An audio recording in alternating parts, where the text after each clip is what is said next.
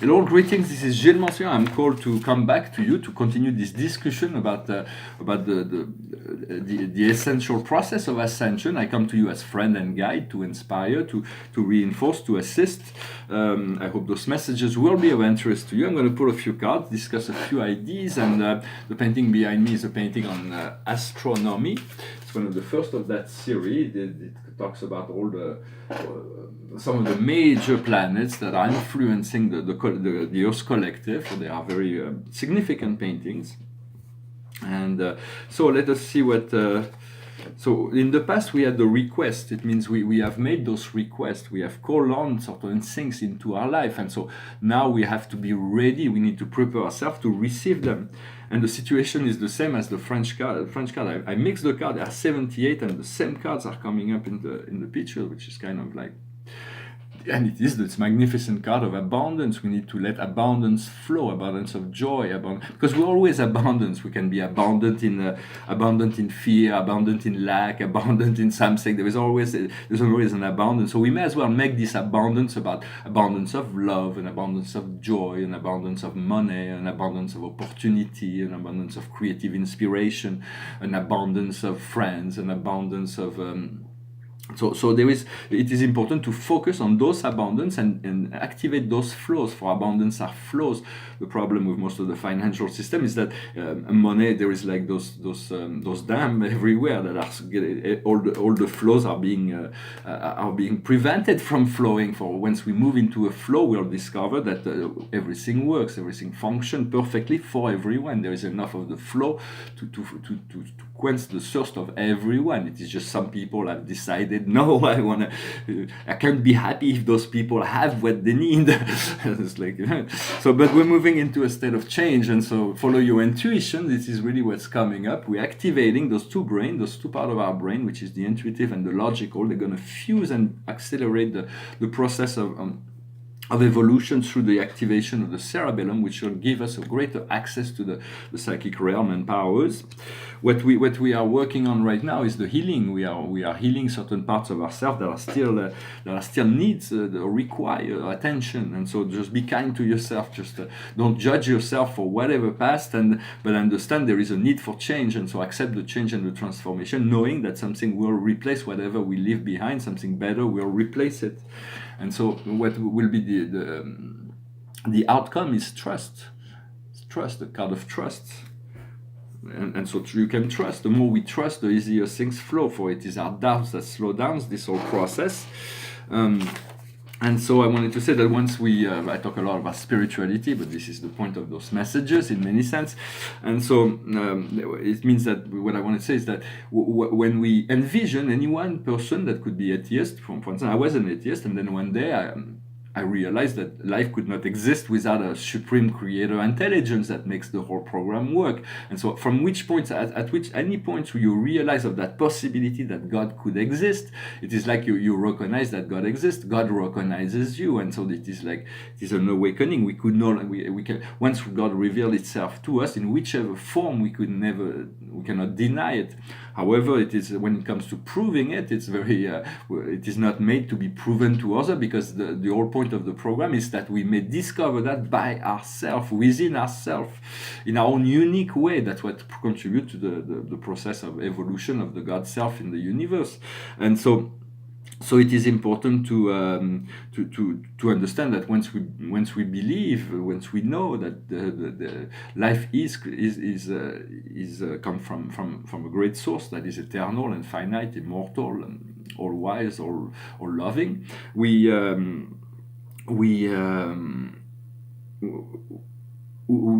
have to try to align ourselves to that, to resemble that source, because the source is the highest part of ourselves. It is the truest part of ourselves. It's the most pure part of ourselves. It is not like this God self is not like is a God of infinity, and his true state is infinite. But within ourselves, he is us. He is on our level. It is not like something you need to comprehend what's going on in other galaxies. No, you have to comprehend you're in the ins and outs of your own life. This is what God wants you, is to be aware of everything you do, and to be aligned with with the highest good of you, for yourself and for others, to understand that. I also wanted to say that the outside world does not exist. Don't say it. Don't say it. Does not exist. Never existed. Never will. It is all a projection of our super consciousness that makes this possible for. And other people are just other yous that are creating this own bubble, their own reality, and this reality is changing every day. Your reality, my reality, the reality of everybody else is completely unique and different, and this is really how the process works. We have to develop our own sense of self and truth. For truth is a relative thing within in this dimension, but the truth of God does not change. It is one, always has been, and there are many aspects to the truth. And even that, the infinity is growing towards something even better. But as far as we are concerned, we need to. It is not this evolution process of the universe that we seek. Is to return to that stable, that origin point, and we want to declare our freedom, to claim it as much as possible, to understand that. God loves the sinner, but He does not love the sin. It means that do not judge the person, but you cannot judge the person needs to be loved no matter what they do. But what their action is, everybody will be held responsible for all their actions. It is the law of God. There is no escape from the consequences of our action. We need to face everything in order to grow and learn. And so it is always when there is a negative things that have deep impact or negative action for those who are selfish, they should not be judged themselves, but it's the action that needs to be stopped in order to or prevent it for life to. As consciousness grow, we're going to be able to prevent a lot of problems, to align and to adjust. There's a lot of work to do on the planet to create this paradise for all. I wanted to bring about the idea of Stoicism. Stoic like Epictet was one of the great guides of Stoicism, even from the 1st century AD. It was a slave that was made free, and he made this little manual of Epictet. I recommend you look it up on YouTube, the manual of Epictet. So there is a lot of wisdom in that. He goes into this inner guide, and his guide and tell him that there are certain things that are outside of his control, and other things that are within his control. For what's outside of his control is wealth, his health, his success, his fortune, all those things are not you cannot decide, well, I'm going to become rich, or if you heal, I'm going to heal myself. So those things, but within ourselves, there are certain things that we need to address. Of course, the weakness of that philosophy is that they do not recognize themselves as the creator of their life just yet, and so they are a little bit victimized by life. But as we become aware of that creator function, we are able to move into a point of stillness, look at all those circumstances, no matter what they are, and ask to align into something that is far, to let go of all that in order to move into something that's more integrated. And so in many sense, the outside world, whatever blockages there may be on the outside world, are conditioned by our own inner state. So if we resolve the problem internally, that will clear up the situation on the external level as well. We have to follow the heart, and the heart, whatever the heart calls for, is usually wise to follow it. Life was created for the highest good of all, for the highest expression of all. So there are some people that have decided, some groups that have decided to fight that and take control over the matrix that God has created. But God allows that sometime in the universe, celestial rebellion, because it creates the expansion of the universe. It teaches us more than there is so much more that is being learned from this experience, although it is painful and it is sometimes difficult to accept, to live in a world that is conditioned by hatred and fear and separation and competition and so. But as we move into love, this love frequency, this love movement, this love and light movement, wisdom movement, is gaining much strength. And behind the veil, the forces of life have already won. It's already been clean. It's already been clear. So do not get concerned with any dark aspect of. Those things are no longer part of the program. If they come into your consciousness, they're just trying to distract you, from preventing you from finding your light. So if you send them light and love, they will have no power over you. Do not buy into those deception of the darker aspect of all the demons and all those things that can come up. That they are serving a function, but they are not. At some point, they have to be relinquished. understanding the doors of paradise are already open, but in order to achieve this understanding, we have to move beyond the intellect, beyond the critical mind, into a realm of sensation, the emotional body. Of course, the communication with the higher plane is way above the emotion. There, they don't need emotion. They have other aspect of function that assist them in the same way. But emotion is like to tell us if we are in line with our true self, then we feel really good. And if we're not feeling good, it's because we are misaligned with our true self. We have to return to center, breathe, and return to that center, and then we feel good. Because it is the ego that needs to understand everything, but the ego can never understand everything. The ego is very important because it is you, it is you, it is me. We have this individualized consciousness that encapsulated within a human form. But in many sense, the ego is a fighting force against the light and liberation, because it lives through fear when the soul lives through love. And so, but at some point, the ego makes certain compromise and accept to move into this energy of love and light, because it knows that it will find freedom together. So we need to negotiate with our egos and disconnect little by little, all those things that are that may be plaguing us or slowing us down or make us suffering. So also recommending to cut all the ties to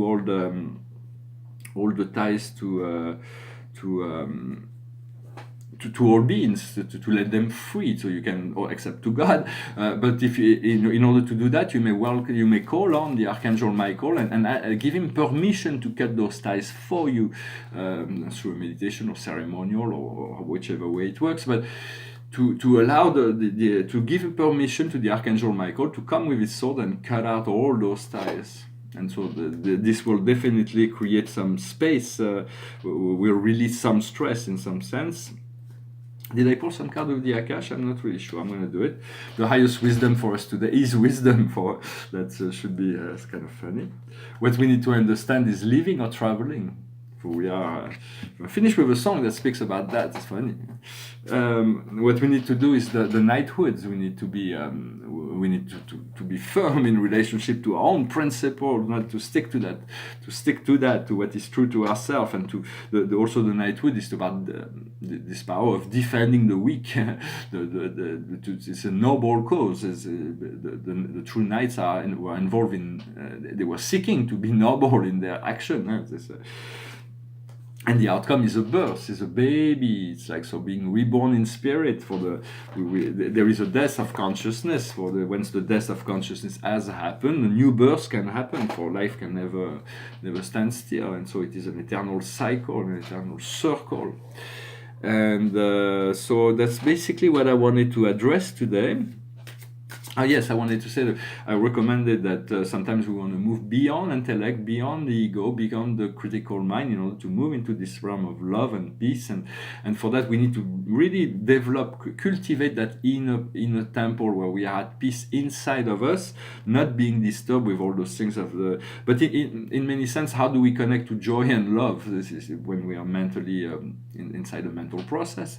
There is a way that may be easy, that is to envision something you really want, or to remember a memory that was extremely pleasant, and once you can recall that, or you can envision that, you immerse yourself in that vision, and then you let it go and see where that takes you. Because the vision is not you don't do that. You can manifest dreams with this power of creation that you have by focusing on it.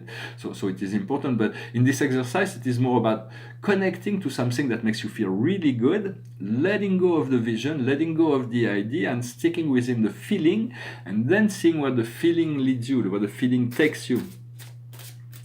And I hope this message was interesting for you, that will inspire you to have a good day and every day. The card of the day from the Archangel is the King of Gabriel, generous, source of inspiration, enthusiastic. It's a beautiful throne, it's very comfortable. Look at the situation in its totality and let others deal with the details. Your experience leads to success. You are caring of others.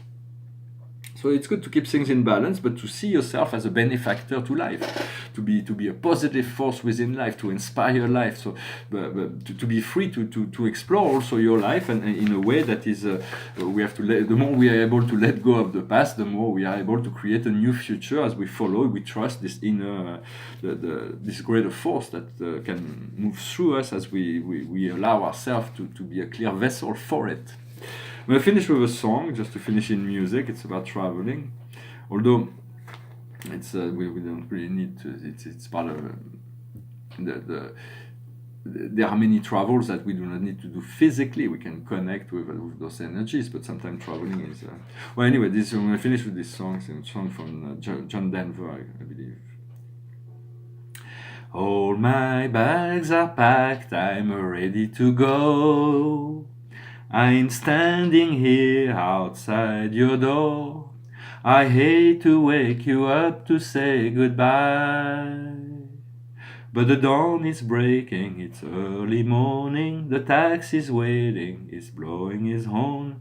I'm already so lonesome I could cry. So kiss me and smile for me. Tell me that you'll wait for me. Hold me like you never let me go. 'Cause I'm leaving on a jet plane. I don't know when I'll be back again. Oh babe, I hate to go. There's so many times I've let you down, so many times I've played around. I tell you now they don't mean a thing. Every place I go I'll think of you. Every song I sing I'll sing for you. When I'll come back I'll bring your wedding ring. So kiss me and smile for me. Tell me that you'll wait for me. Hold me like you never let me go. 'Cause I'm leaving on a jet plane. I don't know when I'll be back again. Oh babe, I hate to go. Now the time to come has to leave you. One more time let me kiss you. Then close your eyes and I'll be on my way. Dream about the days to come, when I won't have to live alone. About the time when I won't have to say, kiss me and smile for me. Tell me that you'll wait for me. Hold me like you never let me go. 'Cause I'm leaving on a jet plane. I don't know when I'll be back again. I'm leaving on a jet plane. I don't know when I'll be back again. I'm leaving on a jet plane. I don't know when I'll be back again. Oh babe, I hate to go. Well, thank you for sticking till the end. It's a song that I had a friend that told me that recently. She was saying that when she had a baby and she used to sing that song to her child, and the child would get really, really sad because she didn't realize of the content of the song. She said, well, I'm going to leave you. And the child was singing, well, it's like a message somewhere. So be careful the words you use. Don't misuse the words because you could be misunderstood. Please don't let me be misunderstood. So that was just for the fun of singing. I wish you a wonderful. We are not living. We are just arriving on this planet to create this paradise reality for all. So in our new self is arriving, and so let us get ready and welcome the day every day. I wish you a marvelous day. May God bless you, and I'll talk to you later. Namaskar.